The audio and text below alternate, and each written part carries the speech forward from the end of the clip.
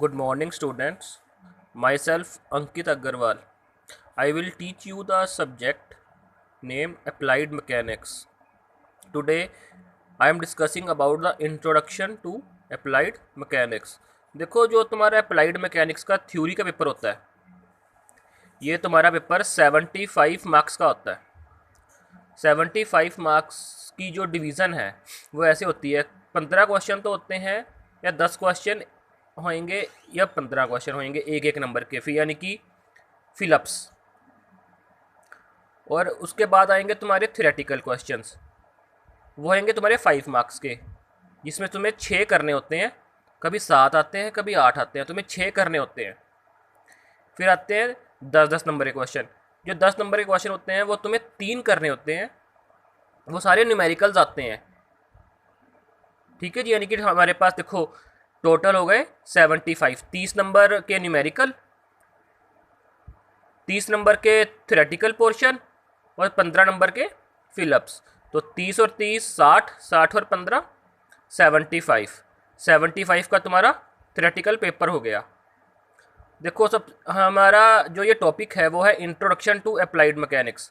अब सबसे पहले मैकेनिक्स क्या होती है? Mechanics, it is a branch of science which deals with the study of forces and its effect on a physical body। यानी कि अगर कोई भी हमारे पास फिजिकल बॉडी है, कोई भी, उसके ऊपर क्या क्या फोर्सेस लग रही हैं और उसके क्या इफ़ेक्ट हैं, उसकी स्टडी करना, वो क्या होती है? मैकेनिक्स होती है। अब ये फिजिकल बॉडी क्या होती है? Any thing in the universe जिसको हम टच कर सकते हैं, उससे हम क्या बोलते हैं? Physical body. अब ये फिजिकल बॉडी दो तरह की हो सकती है, सॉलिड भी हो सकती है, लिक्विड भी हो सकती है। सॉलिड बॉडी है वो दो तरह की होती है, एक होती है रिजिड बॉडीज़, एक होती है डिफॉर्मेबल बॉडीज़। और लिक्विड बॉडीज़ 3 तरह की होती हैं, एक होती है कंप्रेसिबल, विस्कस एंड आइडियल। देखो, जो रिजिड बॉडीज़ होती हैं, अगर हमारे पास रिजिड बॉडीज़ क्या होती हैं? अगर हमारे पास जो लोड है, वो जो हम उसके ऊपर किसी बॉडी के ऊपर लोड लगा रहे हैं, अगर वो उस बॉडी के क्रिटिकल लोड से कम है तो उसे हम रिजिड बॉडी कहेंगे। अब तुम्हारे मन में ये क्वेश्चन आ रहा होगा कि सर ये क्रिटिकल लोड का नाम ले रहे हैं, तो ये क्रिटिकल लोड क्या होता है? देखो, मान लो हमारे पास कोई स्टील बार है, स्टील बार पे हम 500 न्यूटन की फोर्स लगा रहे हैं। 500 न्यूटन की फोर्स जब हम लगा रहे हैं तो वो डिफॉर्म हो रही है, यानी कि उसकी डायमेंशन जो हैं वो चेंज हो रही हैं। 501 लगाते हैं तो भी चेंज हो जाती हैं। 499 लगाते हैं, 499 न्यूटन, तो वो डिफॉर्म, यानी कि उसकी डायमेंशन चेंज नहीं होती। यानी कि 500 न्यूटन ऐसा मिनिमम अमाउंट ऑफ लोड है जहाँ पे डिफॉर्मेशन स्टार्ट हो जाती है, यानी कि चेंज इन डायमेंशंस स्टार्ट हो जाती हैं। इसको हम क्रिटिकल लोड, ऐसे लोड को हम क्रिटिकल लोड बोलते हैं। अगर जो हम लोड लगा रहे हैं वो क्रिटिकल लोड से कम होगा, यानी कि डिफॉर्मेशन स्टार्ट नहीं होगी, तो वो क्या होगी? Rigid body. अगर जो लोड हम लगा रहे हैं वो क्रिटिकल लोड से ज़्यादा होगा, यानी कि डायमेंशंस चेंज शुरू हो जाएंगी, तो वो क्या होगी? Deformable bodies. अब जो डिफॉर्मेबल बॉडीज़ हैं ये 2 तरह की होती हैं, एक होती है इलास्टिक बॉडीज़, एक होती हैं प्लास्टिक बॉडीज़। अब ये इलास्टिक बॉडीज़ क्या होती हैं?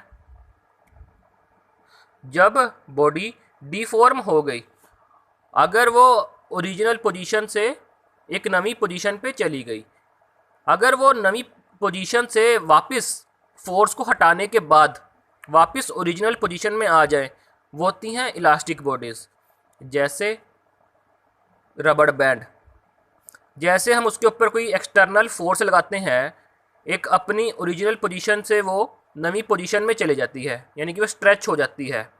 जैसे ही हम वो फोर्स हटाते हैं वो वापस अपनी ओरिजिनल पोजीशन पे आ जाती है, यानी कि उसके अंदर जो स्ट्रेच हुआ था वो ख़त्म हो जाता है। तो इसे हम क्या बोलते हैं? Elastic bodies. और इस प्रोसेस को इलास्टिसिटी। दूसरा क्या है? Plastic bodies. प्लास्टिक बॉडीज़ क्या है, जैसे अब डिफॉर्मेशन हो गई, डिफॉर्मेशन के बाद अगर कोई बॉडी अपनी ओरिजिनल पोजीशन से हटके नई पोजीशन पे चली गई और नई पोजीशन से अपनी ओरिजिनल पोजीशन में वापस ना आए, इसको हम क्या बोलते हैं, प्लास्टिक बॉडीज़। और इस प्रोसेस को हम क्या बोलते हैं, प्लास्टिसिटी। हाँ जी, इसमें हमने एक नया वर्ड सीखा है, वो होता है क्रिटिकल लोड। क्रिटिकल लोड क्या होता है, ऐसा मिनिमम अमाउंट ऑफ लोड जिस पे डिफॉर्मेशन स्टार्ट हो जाती है, उसे हम क्या बोलते हैं, क्रिटिकल लोड। अगर हम जो एक बार के ऊपर फोर्स लगा रहे हैं, अगर वो क्रिटिकल लोड से कम है, अगर वो क्रिटिकल लोड से कम है, तो ऐसी बॉडीज़ को हम क्या बोलते हैं, रिजिड बॉडीज़। यानी कि इसका कैसे हम एग्जाम्पल कैसे देंगे, अगर हमारे पास कोई भी एक स्टील बार है, स्टील बार पे हम 500 न्यूटन की फोर्स लगा रहे हैं, 500 न्यूटन की फोर्स लगा रहे हैं, तो वो डिफॉर्म हो जाती है, यानी कि उसकी डायमेंशंस जो हैं वो चेंज हो जाती हैं। 501 न्यूटन लगाते हैं तो भी डायमेंशंस चेंज हो जाती हैं। जब हम 499 न्यूटन लगाते हैं तो वो डिफॉर्म नहीं होती, यानी कि उसकी डायमेंशंस जो हैं वो चेंज नहीं होती। यानी कि जो 500 न्यूटन है वो मिनिमम अमाउंट ऑफ फोर्स है, मिनिमम अमाउंट ऑफ लोड है जिस पे डिफॉर्मेशन स्टार्ट हो रही है, तो इसको क्या कहेंगे हम, क्रिटिकल लोड। जब जो हम फोर्स लगा रहे हैं अगर वो क्रिटिकल लोड से कम है तो हम, यानी कि उस पर डिफॉर्मेशन स्टार्ट नहीं हुई, तो उसे हम क्या कहेंगे, रिजिड बॉडीज़। अगर जो लोड लगा रहे हैं वो क्रिटिकल लोड से ज़्यादा है तो उसे हम क्या कहेंगे, डिफॉर्मेबल बॉडीज़। यानी कि जब फोर्स लगाने पर डायमेंशंस किसी बॉडी की चेंज हो जाएं, यानी कि उसमें डिफॉर्मेशन स्टार्ट हो जाए, तो ऐसी बॉडीज़ को हम क्या कहेंगे, डिफॉर्मेबल बॉडीज़। देखो जी, जो मैकेनिक्स है it gives us idea about, first one is movement of bodies, second one is forces acting on bodies. अब फोर्सेस कई तरह की हो सकती है, यानी कि अगर कोई एक बुक है या जो टेबल के ऊपर लाई कर रही है उसका वेट भी हो सकता है, जो टेबल है बुक के ऊपर रिएक्शन लगा रहा है वो रिएक्शन भी हो सकता है, उसकी रेजिस्टिंग फोर्स भी हो सकती है। Third point is effect of the forces on the bodies upon which they act. हाँ जी, अब तुम्हें मैकेनिक्स का मतलब समझ में आ गया। मैकेनिक्स क्या होती है, it is a branch of science which deals with the study of forces and its effect on a physical body. क्या होता है mechanics, it is a branch of science which deals with the study of forces and its effect on a physical body. उसके बाद तुमने physical body को define करना है, तुमने ऐसे ही टेबल बनाना है। फिजिकल बॉडी दो तरह की होगी, एक होगी सॉलिड, एक होगी लिक्विड। सॉलिड बॉडीज़ कौन सी होती हैं, जिसमें फ्लो करने की टेंडेंसी नहीं होती, उसे हम सॉलिड बॉडीज़ कहते हैं, यानी कि जो फ्लो नहीं करता, यानी कि जो ठोस होता है, यानी कि जो फ्लो नहीं करता। और लिक्विड बॉडीज़ जिसके अंदर फ्लो करने की टेंडेंसी होती है उसे हम क्या कहते हैं, लिक्विड बॉडीज़। यानी कि जैसे एग्जाम्पल गैस होगी, अगर हम किसी रूम में ले जाके अगर हमारे पास जो गैस है वो बॉक्स के अंदर या जार के अंदर बंद है, अगर वो हम जार खोल दें तो गैस पूरे कमरे में फैल जाएगी, तो वो क्या होगी, it is the tendency to flow. तो यानी कि वो क्या होगी, हमारे पास लिक्विड बॉडी। अब जो सॉलिड बॉडी है ये दो तरह की होती है और लिक्विड तीन तरह की होती है। तुमने ऐसा ही चार्ट बनाना है वहाँ पे, पहले फिजिकल बॉडी दो तरह की, सॉलिड दो तरह की, rigid bodies, deformable bodies further दो तरह की, elastic bodies and plastic bodies. Physical body liquid bodies further तीन तरह की। उसके बाद की मैकेनिक्स किस किस चीज़ का आइडिया देता है, it gives us idea about, ये किस किस चीज़ का आइडिया देता है, ये 3 पॉइंट। अब ये FC क्या था, क्रिटिकल लोड था, तो तुमने क्रिटिकल लोड की डेफिनेशन देनी है। रिजिड बॉडीज़ क्या होती हैं, जहाँ पे डिफॉर्मेशन स्टार्ट नहीं होती, उसे हम रिजिड बॉडी, जो डिफॉर्म नहीं होती यानी कि चेंज इन डायमेंशंस नहीं होती, वो क्या होती हैं, रिजिड बॉडीज़। और डिफॉर्मेबल बॉडीज़ कौन सी होती हैं, जब हमारे पास डिफॉर्मेशन, जिस बॉडी में हमारे पास डिफॉर्मेशन होती है, डायमेंशंस चेंज हो जाती हैं, वो क्या होती हैं, डिफॉर्मेबल बॉडीज़। ये सारे पॉइंट्स नोट कर लो।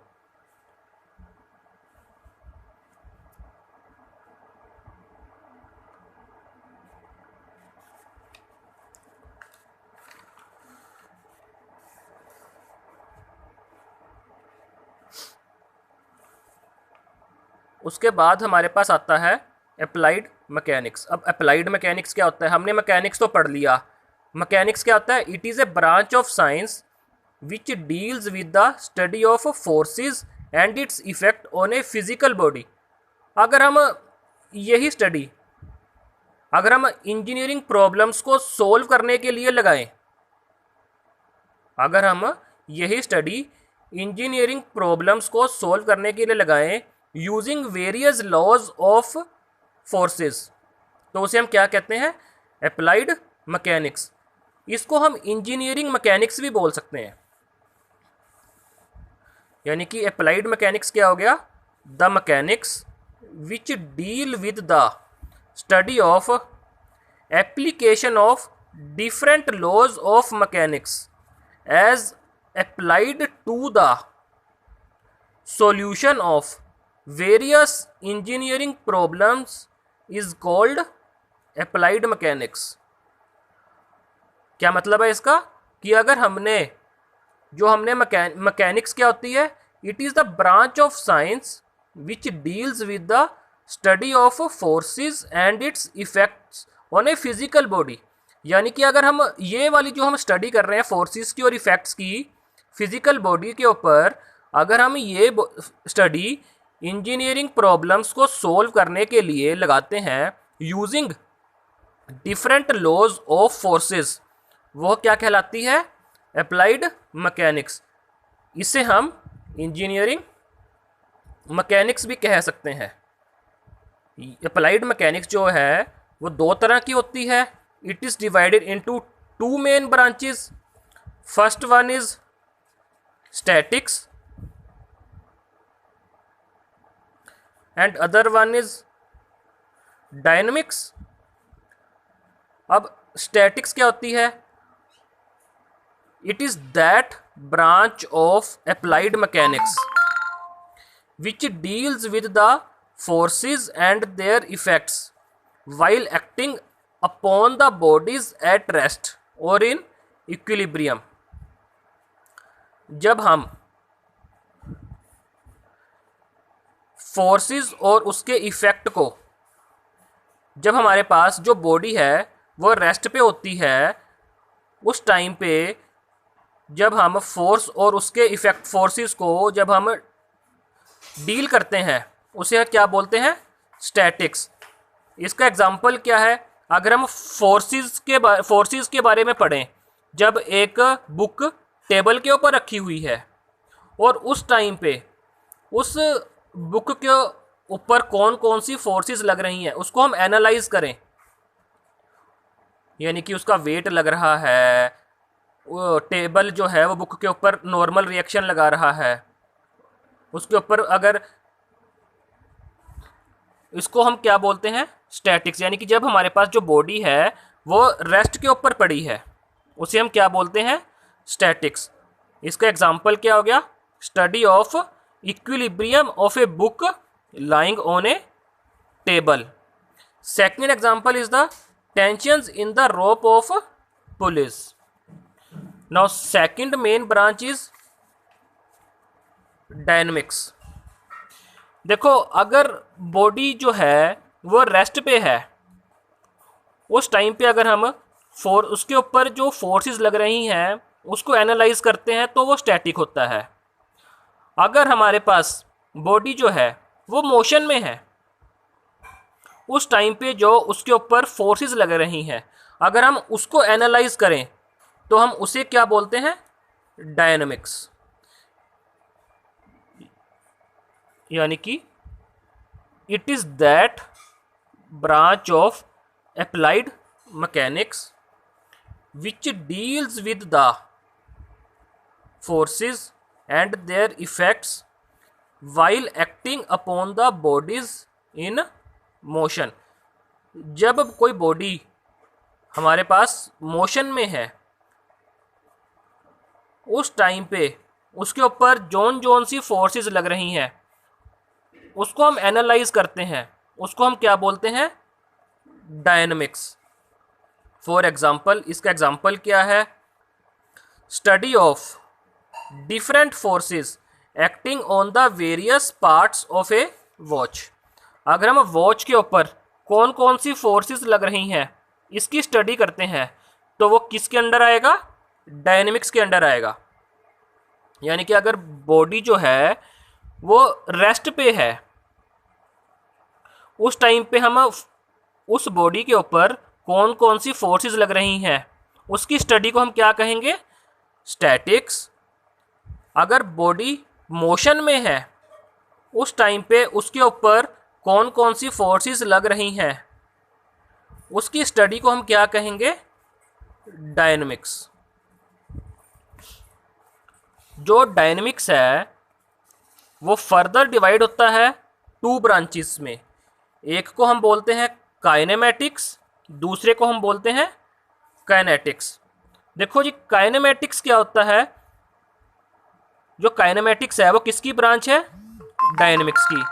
यानी कि एक तो ये हो गया कि हमारे पास जो बॉडी है वो मोशन में है, अगर हम उस फोर्स को कंसिडर करें जिसके कारण बॉडी जो है वो मोशन में है, जिसके कारण बॉडी मोशन में है, अगर हम उसको कंसीडर करें, अब ऐसा भी इसके दो हो सकते हैं, या हम उस फोर्स को कंसीडर कर सकते हैं या नहीं करते। अगर हम नहीं करते कंसीडर तो विदाउट कंसीडरिंग, अगर हम नहीं करते कंसीडर तो उसे हम क्या बोलते हैं, काइनेमेटिक्स।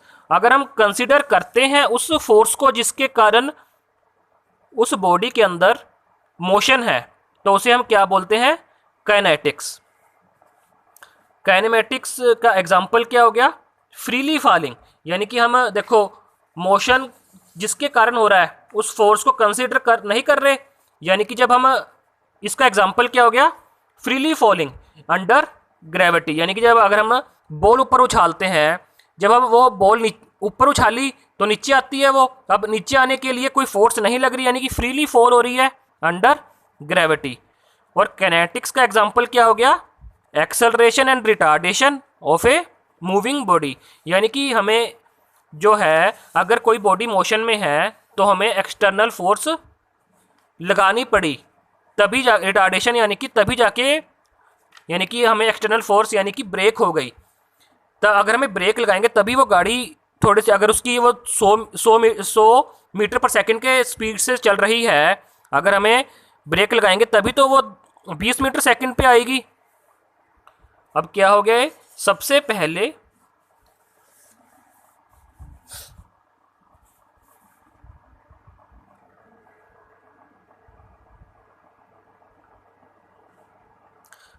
देखो, सबसे पहले हमने मैकेनिक्स की डेफिनेशन पढ़ी थी, उसके बाद हमने पढ़ा